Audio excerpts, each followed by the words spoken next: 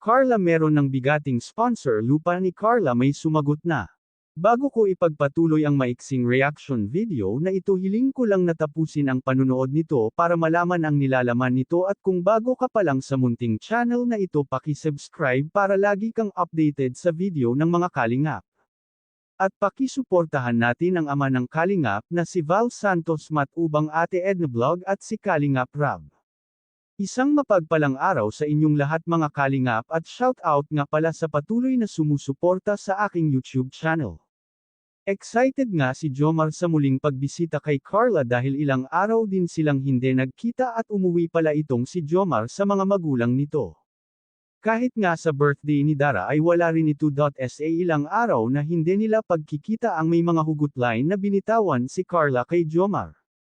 At natutuwa si Kalingap Rab dahil relax na nakikipag-usap si Carla kay Jomar.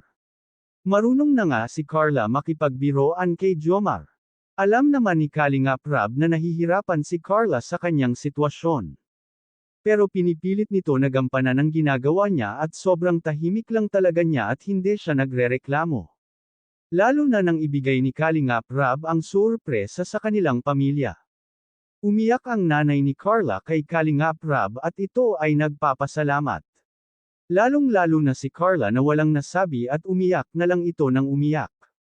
Nagpasalamat si Carla sa mga sponsor na sumagot sa kanilang lupa. Dahil sobra-sobra ang pinadala ng mga sponsor, idadagdag ito sa gagawing bahay ni Carla. Sa wakas magkakaroon na rin sina Carla ng maayos na tirahan at hindi na sila lilikas pag may bagyo.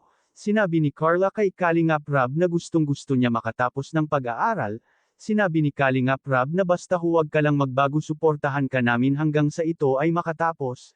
Hanggang dito na lang ang update ko mga ka-viewers, maraming salamat at God bless sa inyong lahat.